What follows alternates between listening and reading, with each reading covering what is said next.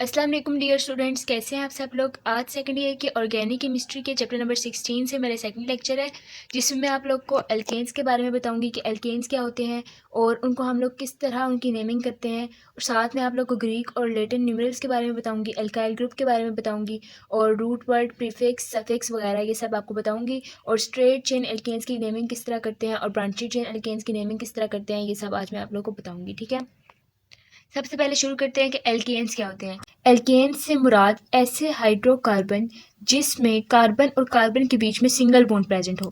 ठीक है, कार्बन और कार्बन के बीच में सिंगल बॉन्ड प्रेजेंट हो तो वो क्या होते हैं, एल्केन्स होते हैं। एल्केन्स को ही हम लोग सैचुरेटेड हाइड्रोकार्बन्स भी बोलते हैं।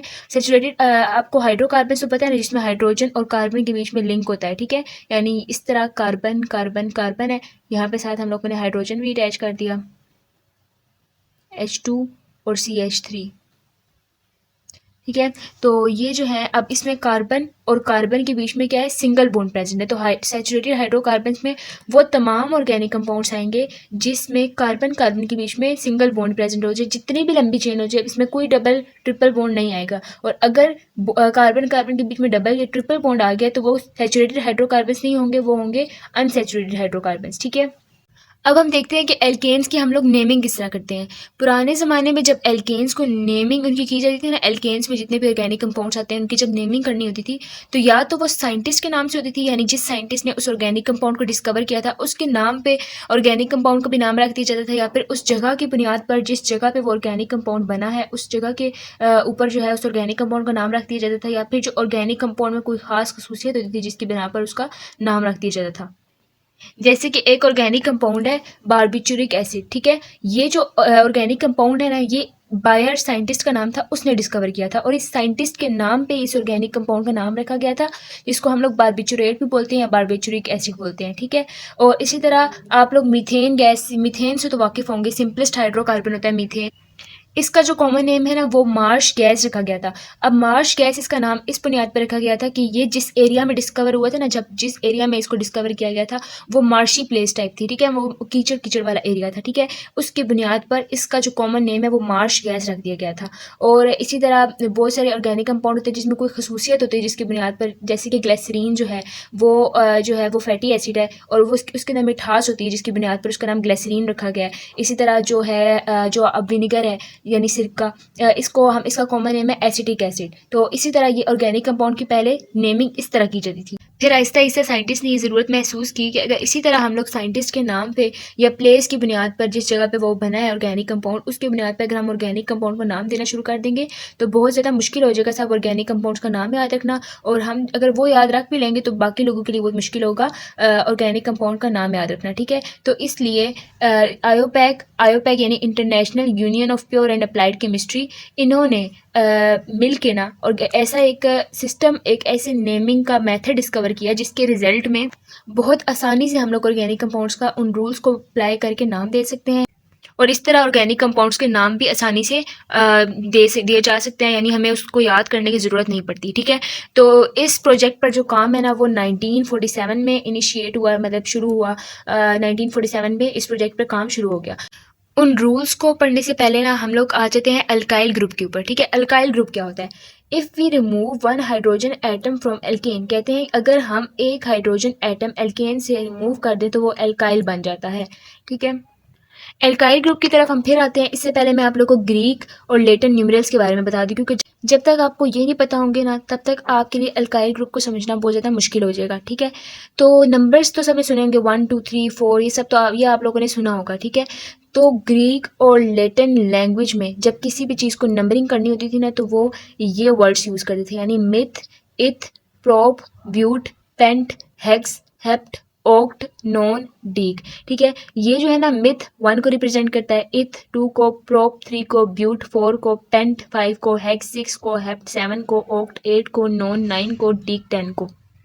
तो सबसे पहले आप लोग ना वीडियो पॉज करके इसको याद कर लें। ये जो नेम है ना, इनको अगर आप याद कर लेंगे ना तो ऑर्गेनिक कंपाउंड्स को नाम देना बहुत ही आसान हो जाएगा आप लोग के लिए। तो ये जो लैटिन न्यूमरल्स है ना, ग्रीक और लैटिन न्यूमरल्स, ये नंबर ऑफ कार्बन एटम को रिप्रेजेंट करते हैं। यानी अगर एक ऑर्गेनिक कंपाउंड है उसमें 1 कार्बन प्रेजेंट है तो हम उसके लिए क्या लफ्ज़ यूज़ करेंगे, मिथ यूज़ करेंगे।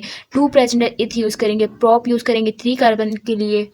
इसी तरह अगर 4 कार्बन प्रेजेंट होंगे तो आप लोग ब्यूट यूज़ करेंगे, 5 प्रेजेंट होंगे तो पेंट, इसी तरह फर्दर इसी तरह आप लोग कार्बन एटम के लिए इन वर्ड्स को इस्तेमाल करेंगे, ठीक है। और इन्हीं को यानी मिथ, इथ, प्रोप, ब्यूट, इन सबको हम लोग क्या बोलते थे, रूट वर्ड बोलते होते। क्या बोलते हैं, रूट वर्ड इनको हम बोलते हैं। और अभी मैं आप लोग को एग्जाम्पल्स के साथ ये समझाऊंगी और प्रीफिक्स और सफिक्स के बारे में बताऊंगी। अब देखिए फॉर एग्जाम्पल आपके पास एक ऑर्गेनिक कंपाउंड प्रेजेंट है, यानी उसमें एक कार्बन है CH4। अब आपको ये पता होना चाहिए कि एक कार्बन 4 हाइड्रोजन के साथ बॉन्ड बनाता है। उसकी 4 हाइड्रोजन के साथ बॉन्ड बनेगी तभी जाके उसकी वैलेंसी पूरी होगी। अब देखें ये इसमें एक कार्बन प्रेजेंट है, एक कार्बन, तो हम लोग एक कार्बन के लिए क्या यूज़ करते थे, मिथ यूज़ करते हैं। तो आप लोग यहाँ पे मिथ लिखेंगे, मिथ। और एंड पे अब ये क्या है, एल्केन्स में आपको पढ़ा रही हूँ ना, एल्केन, तो ANE हम लोग आगे लगाते जाएंगे। अगर सिंगल बॉन्ड प्रेजेंट होगी तो ANE लगा देंगे। और ये जो ANE है ना, ये क्या होता है, सफिक्स होता है, ठीक है। ANE को हम सफिक्स बोलते हैं, यानी अब हम लोग यहाँ पे ये ANE को हम सफिक्स बोलते हैं और मिथ को हम लोग रूट वर्ड बोलते हैं।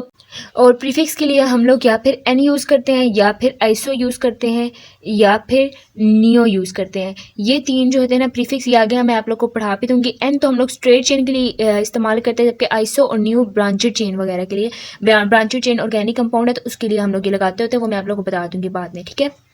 अभी आप लोग सिर्फ ये सिंपल याद रखें कि रूट वर्ड हम लोग इसको कहेंगे meth, eth, prop, but, pent, hex, hept, oct, non, dec. और सुफिक्स हम लोग कहेंगे जो ANE लगेगा, एल्कीन के केस में ENE लगेगा और एल्काइन के केस में YNE लगेगा, तो इनको हम सफिक्स बोलते होते हैं। और प्रीफिक्स जो है एन, आइसो और नियो। एन स्ट्रेट चेन वालों के लिए यूज़ होता है, iso neo branched chain organic compounds के लिए यूज़ होता है, ठीक है। अब यहाँ पर मैंने कुछ और एग्जांपल्स लिखी हुई हैं। स्ट्रेट चेन एल्केन को नेमिंग करना ना बहुत ज़्यादा इजी है, जबकि ब्रांचेड चेन एल्केन्स की नेमिंग करने के लिए कुछ रूल्स हैं, वो मैं आप लोग को आगे करवाऊंगी। अब इस तरह यहाँ पे देखिए कि यहाँ पर एक कार्बन है, दो कार्बन प्रेजेंट है, तो दो कार्बन के लिए हम लोग क्या यूज़ करते होते हैं, इथ यूज़ करते हैं। तो इथ लगाएंगे, आगे ANE यानी सफिक्स लगा देंगे, तो यहाँ पे क्या बन गया, इथेन बन गया। इसी तरह 3 कार्बन है और इसके लिए हम लोग क्या यूज़ करते हैं, 1 2 3, तो प्रोप यूज़ करेंगे। प्रोप क्या है, रूट वर्ड है, और ANE क्या है, सफिक्स है। अब यहाँ पे आप देखें कि 3 कार्बन वाली स्ट्रेट चेन है, ये 4 कार्बन वाली स्ट्रेट चेन है। तो जब हम लोग N लगाते हैं ना, तो N में आपको बताया था कि N प्रीफिक्स जो है हम लोग स्ट्रेट चेन ऑर्गेनिक कंपाउंड्स के लिए लगाते हैं। तो लेकिन वो ज़्यादातर ना 3 जिस ऑर्गेनिक कंपाउंड में 3 कार्बन प्रेजेंट होना, तो उन्हीं के साथ हम ज़्यादा लगा, 3 4 5 6 7, 3 से आगे वालों के लिए लगाते हैं। 2 कार्बन वाले ऑर्गेनिक कंपाउंड में हम लोग N नहीं लगाते। अब इस तरह देखिए यहाँ पे हम लोग N लगा देंगे, N प्रोपेन, ये N ब्यूटेन, ये N पेंटेन। तो ये देखिए ये 4 कार्बन है, तो इसलिए हम लोगों ने इसके लिए ये क्या रूट वर्ड इस्तेमाल किया, ब्यूट यूज़ किया है, और साथ एन हम लोगों ने इस्तेमाल किया सफिक्स इसका। इसी तरह ये पेंटेन, आपको मैं एग्जांपल दे देती हूँ, या आप लोग खुद करना और मुझे कमेंट सेक्शन में इसका आंसर बता देना, ठीक है। वैलेंसी पूरी करना मैं आपको बताती हूँ। अब ये देखें यहाँ पर कार्बन है, एक कार्बन कितने हाइड्रोजन के साथ बॉन्ड बनाता है, 4, ठीक है। यानी 4 हाइड्रोजन के साथ बनाया, या फिर 4 उसके बॉन्ड पूरे होने चाहिए तभी जाके उसकी वैलेंसी पूरी होगी।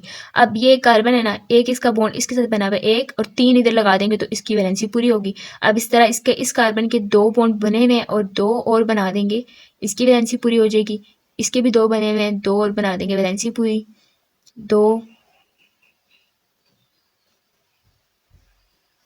और ये लास्ट वाले में 3 बनेंगे, क्योंकि एक ये बना हुआ है, 3 हाइड्रोजन लगा के 4 बॉन्ड्स पूरे हो गए, ठीक है।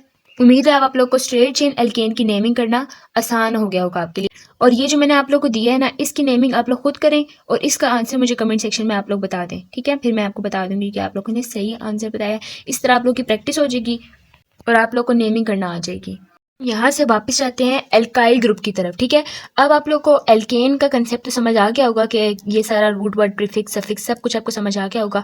अब एल्काइल क्या होता है, अगर हम एक एल्केन में से एक हाइड्रोजन रिमूव कर दें तो वो एल्काइल बन जाता है। यानी ये है ना सिंपलेस्ट हाइड्रोकार्बन मीथेन, इसमें से अगर हम एक हाइड्रोजन, यानी इसको अगर मैं सही स्ट्रक्चरल फॉर्मूला इसका लिखूँ, यानी 4 हाइड्रोजन है ना, तो 4 हाइड्रोजन, तो इसमें से अगर मैं एक हाइड्रोजन रिमूव कर दूँ तो क्या बन जाएगा, CH3 बन जाएगा। और इसको हम लोग क्या बोलेंगे, मीथाइल बोलेंगे, मीथाइल बोलेंगे। तो ये क्या हो गया, एल्काइल ग्रुप की एग्जांपल होगी। इसी तरह आप लोग इथेन में से, अगर इथेन क्या होता है, यहाँ पर है ना CH3 और CH3 में कहती ओपन स्ट्रक्चर करके लिखूँ, ये है ना, ये ये है ना ईथेन। अब ईथेन के देखिए 4 कार्बन के 4 बॉन्ड्स पूरे हैं, 1 2 3 4, 1 2 3 4, ये इस कार्बन के पूरे हैं। अब इसमें से अगर हम एक हाइड्रोजन रिमूव कर दें तो क्या बन जाएगा, CH3 CH2 और एक इसकी खाली वैलेंसी होगी, जो किसी मतलब एक इसकी ना ये अनबॉन्ड वैलेंसी पड़ी होगी, तो इसको हम लोग क्या बोलेंगे, इथाइल बोलेंगे। क्या बन गया, इथाइल। इसी तरह अगर हम लोग प्रोपेन में से एक हाइड्रोजन रिमूव करें तो प्रोपाइल बन जाएगा, ब्यूटेन में से करें तो ब्यूटाइल बन जाएगा, पेंटेन में से करें तो पेंटाइल बन जाएगा।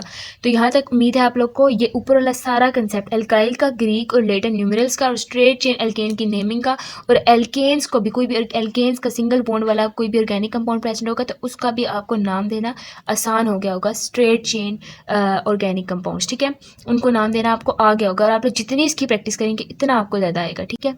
तो अब हम चलते हैं जो ब्रांचेड चेन एल्केन्स है ना, उनको हम किस तरह नेम करते हैं, उसके लिए कुछ रूल्स हैं, वो आप लोग को अगर आ गए तो आप लोग के लिए ब्रांचेड चेन एल्केन की भी नेमिंग करना बहुत ज़्यादा ईजी हो जाएगा। सबसे पहला इसका रूल है कि सिलेक्ट लॉन्गेस्ट कॉन्टिन्यूस चेन या फिर पेरेंट चेन। अगर हमारे पास कोई एल्केन प्रेजेंट है, ब्रांचेड चेन एल्केन प्रेजेंट है और हमें दिया हुआ है कि उसकी आप लोग नेमिंग करें, तो हम लोगों ने क्या करना है, सबसे पहले सिलेक्ट करनी है कॉन्टिन्यूस लॉन्गेस्ट कॉन्टिन्यूस चेन, यानी इस तरह चेन मतलब सिलेक्ट करनी है जिसमें ज़्यादा कार्बन आइटम आ रहे हो। यानी फॉर एग्जांपल ये अब हमारे पास एक ऑर्गेनिक कंपाउंड है, इसका हमें कोई नाम नहीं दिया हुआ, कुछ भी नहीं दिया हुआ, सिर्फ अभी हमें बोला है कि आप लोगों ने इसका नाम खुद देना है। तो हम लोग सबसे पहले क्या करेंगे, लॉन्गेस्ट कॉन्टिन्यूस चेन सेलेक्ट करेंगे। अगर हम यहाँ से स्टार्ट करें, देखिए यहाँ से अगर हम स्टार्ट करें, ये देखिए कॉन्टिन्यूस चेन, यानी रुकनी, बीच में हम लोग रुकना नहीं चाहिए, कॉन्टिन्यूस जा रही है ये भी। ये देखें इस तरह हम सेलेक्ट करें तो कितने कार्बन आ रहे हैं इसमें, 1 2 3 4 5 6। अगर हम इधर से स्टार्ट करें तो ऐसे लेके जाएं, 1 2 3 4 5 6 ही आ रहे हैं। अगर हम इस साइड से स्टार्ट करें, 1 2 3 4 5 6 ही आ रहे हैं। तो हमारी मर्जी है कि हम लोग, क्योंकि जहाँ से भी हम स्टार्ट कर रहे हैं तो वहाँ से 6 ही कार्बन आ रहे हैं, तो हमारी मर्जी हम कोई भी लॉन्गेस्ट कॉन्टिन्यूस चेन सेलेक्ट कर लें, ठीक है। अगर फॉर एग्जाम्पल हम लोगों ने ये वाली सेलेक्ट कर ली है,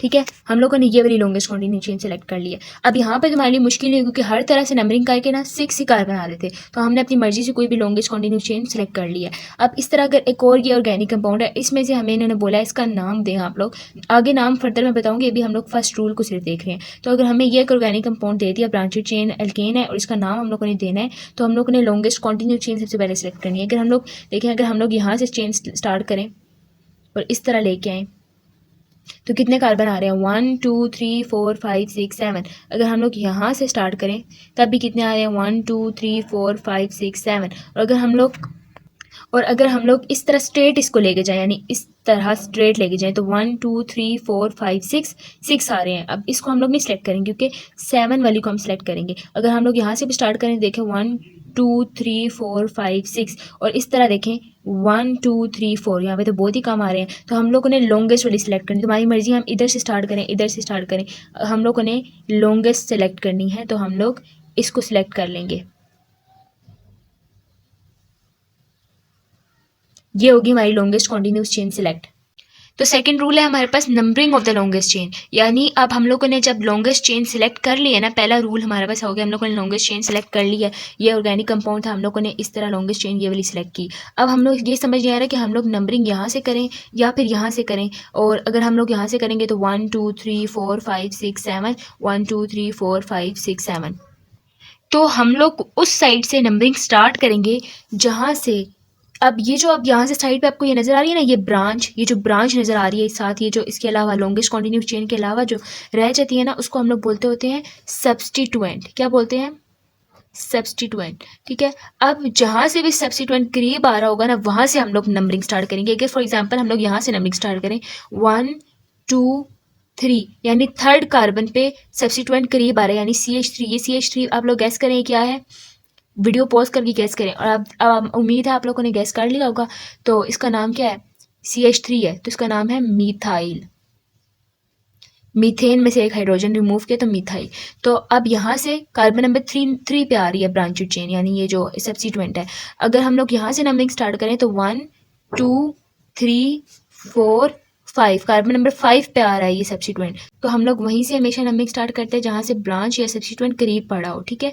उसके बाद है third step, locate position of the substituent, यानी अब मतलब सब्स्टिट्यूएंट की कौन से कार्बन पे पोजीशन बन रही है। अब यहाँ से हम लोगों ने नंबरिंग स्टार्ट की है क्योंकि यहाँ से सब्स्टिट्यूएंट करीब पड़ रहा था। तो 1 2 3, इस 3 कार्बन के साथ ये सब्स्टिट्यूएंट अटैच है, तो इस सब्स्टिट्यूएंट की पोजीशन क्या है, कार्बन नंबर 3 पे है।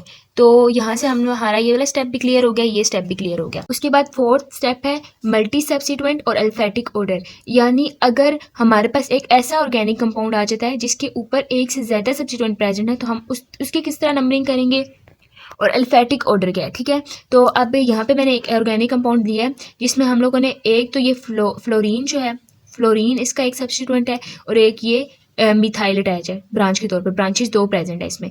तो सबसे पहले हम लोगों ने इसको नाम देने का कैसे तरीका है, सबसे पहला रूल अप्लाई करें, लॉन्गेस्ट कॉन्टिन्यूस चेन सेलेक्ट करें, ये बनेगी 5 कार्बन वाली, ठीक है। ये होगी हमारे पास लॉन्गेस्ट कॉन्टिन्यूस चेन सेलेक्ट।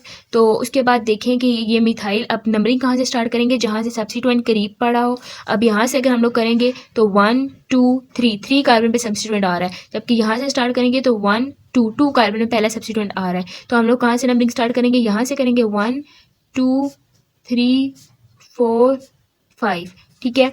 अब हम लोग क्या करेंगे, अब हमारे पास ये भी एक कन्फ्यूजन है कि हम लोग पहले फ्लोरीन लिखें या फिर पहले मिथाइल लिखें नाम नेमिंग में। तो हम लोग उस ब्रांच का नाम पहले लिखते हैं जो अल्फेटिक ऑर्डर में पहले आ रहा हो, यानी अल्फाबेटिकली जिसका नाम पहले आ रहा हो, हम लोग उस ब्रांच का नाम पहले लिखते हैं नेमिंग में। यानी जैसे अगर हम इसकी नेमिंग करें तो फ्लोरीन एफ से स्टार्ट होता है, जबकि मिथाइल एम से स्टार्ट होता है, तो एफ पहले आता है एम से। तो हम लोग नेमिंग में पहले फ्लोरीन लिखेंगे फिर मिथाइल लिखेंगे, यानी अगर हम लोग फ्लोरो, इसको जब नेमिंग में लिखेंगे तो फ्लोरो लिखेंगे, यहाँ पे क्लोरीन प्रेजेंट हो तो क्लोरो, आयोडीन प्रेजेंट हो तो आयोडो, और इसी तरह ब्रोमीन प्रेजेंट हो तो ब्रोमो, ठीक है। तो अब हम इसका नाम लिखें तो कैसे लिखेंगे, टू के बीच में टू और फ्लोरो के बीच में हम लोगों ने हाइफन लगाया। उसके बाद हम लोग दोबारा हाइफन लगाएंगे और थ्री हाइफन अब हम लोग लिखेंगे इस वाली ब्रांच का नाम मिथाइल। अब यहाँ पे ब्रांचेस का नाम कंप्लीट हो गया। उसके बाद एंड पे हम लोग लिखते होते हैं पेरेंट चेन का नाम। 5 कार्बन वाली चेन है तो 5 वाली को हम लोग बोलते होते हैं पेंटेन, ठीक है। ये हमारे पास ऑर्गेनिक कंपाउंड का नाम कंप्लीट हो गया। उसके बाद 5 स्टेप है two substituent on the same carbon use number twice. कहते हैं कि अगर सेम सब्स्टिट्यूएंट यानी सेम ही सब्स्टिट्यूएंट ये मिथाइल एक ही कार्बन पे प्रेजेंट हो जाए, या कोई भी मिथाइल के अलावा फ्लोरीन भी हो सकता है, क्लोरीन भी हो सकता है, ब्रोमीन भी हो सकता है, इथाइल भी हो सकता है, प्रोपाइल भी हो सकता है, अगर हमारा सेम कार्बन पे एक ही सब्स्टिट्यूएंट प्रेजेंट होगा ना, तो हम लोग उसके लिए नंबर ट्वाइस यानी वही नंबर 2 दफ़ा इस्तेमाल करेंगे। यानी अब देखें कि ये जो है मिथाइल देखें, एक इधर प्रेजेंट है, एक इधर प्रेजेंट है, एक इधर प्रेजेंट है। और सबसे पहले हम लोगों ने इस ऑर्गेनिक कंपाउंड का नाम देने के लिए लॉन्गेस्ट कॉन्टिन्यूस चेन सेलेक्ट की, ये वाली चेन हम लोगों ने सेलेक्ट की 5 कार्बन वाली। उसके बाद हम लोगों ने अब इसको नेम, इसको देखना है कि हम लोग इसकी नंबरिंग कहाँ से, कार्बन नंबरिंग कहाँ से स्टार्ट करेंगे। वहाँ से स्टार्ट करेंगे जहाँ से ब्रांच करीब पड़ी होगी। यहाँ से देखें तो 1 2 तीसरे नंबर पे ब्रांच आ रही है, और यहाँ से अगर हम लोग देखें तो 1 2 दूसरे नंबर पे आ गए, तो यहाँ से हम लोग कार्बन की नंबरिंग स्टार्ट करेंगे 1 2 3 4 5। अब इसको नेम देने के लिए कैसे करेंगे, ये देखें 2 यहाँ पर देखें कि 2 मिथाइल ग्रुप एक ही कार्बन प्रेजेंट है, तो हम लोग उस कार्बन का नाम 2 दफ़ा लिखेंगे, यानी 2 और उसके बाद कहाँ पे है 3 पे, एक 3 पे प्रेजेंट है 3 पे। और इसके लिए हम लोग 3 मिथाइल हैं तो हम लोग क्या यूज़ करेंगे, हाइफन लगा के ट्राई मिथाइल। अब ये नहीं करना कि हम कहेंगे कि दूसरे कार्बन पे 2 मिथाइल प्रेजेंट है तो हम एक दफ़ा ही 2 लिख देंगे, गलत हो जाएगा आप लोग का, 2 दफ़ा 2 लिखेंगे। तो 2 2 3 ट्राई मिथाइल और एंड पे पेरेंट चेन का नाम पेंटेन। यहाँ पर ये वाला नाम कंप्लीट हो गया। अब 6th रूल है identical substituent and prefix di tri. अब ये देखें, ये वाला भी हम लोगों ने आपको बता दिया, ट्राई हम लोगों ने यूज़ कर लिया अगर आइडेंटिकल सब्स्टिट्यूएंट आ गया हुआ। अगर यहाँ पे फॉर एग्जांपल ये प्रेजेंट नहीं थी चेन, सिर्फ ये 2 थे, तो हम लोग क्या लिखेंगे 2 3 डाई मिथाइल। ये प्रेजेंट नहीं है, 2 3 डाई मिथाइल पेंटेन। तो ये इस ऑर्गेनिक कंपाउंड का नाम भी हम लोगों ने बता दिया। उसके बाद ये 6 रूल भी हमारा क्लियर हो गया। अब उसके बाद ये 2 ऑर्गेनिक कंपाउंड्स मैंने लिखे हुए हैं क्योंकि ये थोड़ा टफ लग रहे थे, तो मैंने कहा इनका नाम मैं खुद करवा दूंगी। तो अब ये एक ऑर्गेनिक कंपाउंड है, ये इसमें से सबसे पहले हम लोगों ने नेमिंग करने के लिए फर्स्ट रूल क्या है, select the longest continuous parent chain. तो longest continuous parent chain select करने के लिए अब देखें यहाँ से अगर हम लोग कार्बन यहाँ से चेन सेलेक्ट करें 1 2 3 4 5 6 7 ये 7 कार्बन अगर हम लोग इधर लेके जाएं 1 2 3 4 5 6 7 1 2 3 4 5 6 7 यानी 7 कार्बन ही आ रहे हैं। और अगर हम लोग इधर से आके इधर ले जाएंगे तो 6 कार्बन वाली चेन हो जाएगी। और अगर हम लोग यहाँ से यहाँ पे ले जाएंगे तो 7 वाली हो जाएगी। तो हम लोगों ने वहाँ से वो लॉन्गेस्ट कॉन्टिन्यूस चेन सेलेक्ट करनी है जहाँ पे ब्रांचेस जिसमें ज़्यादा पड़ी हों। अगर हम लोग ये वाली चेन सेलेक्ट करेंगे तो इसमें ब्रांचेस कितनी आ रही होंगी 1 2 3 4। और अगर हम लोग यहाँ से ये वाली लॉन्गेस्ट कॉन्टिन्यूस चेन सेलेक्ट करेंगे तो इसमें ब्रांच कितनी आएगी, एक ये वाली आएगी और एक इधर से ये वाली जो सारी ब्रांच है वो एक ही ब्रांच बन के एक ये ब्रांच आ जाएगी, 2 ब्रांचेस आ जाएंगी। और अगर हम लोग इस तरह सेलेक्ट करेंगे चेन को तो इसमें 3 ब्रांचेस आएंगी। तो ज़्यादा किस में ब्रांचेस आ रही हैं, अगर हम लोग स्ट्रेट सेलेक्ट करें तो इसमें 4 ब्रांचेस आ रही हैं। तो हम लोग ये वाली लॉन्गेस्ट कॉन्टिन्यूस चेन सेलेक्ट कर लेंगे।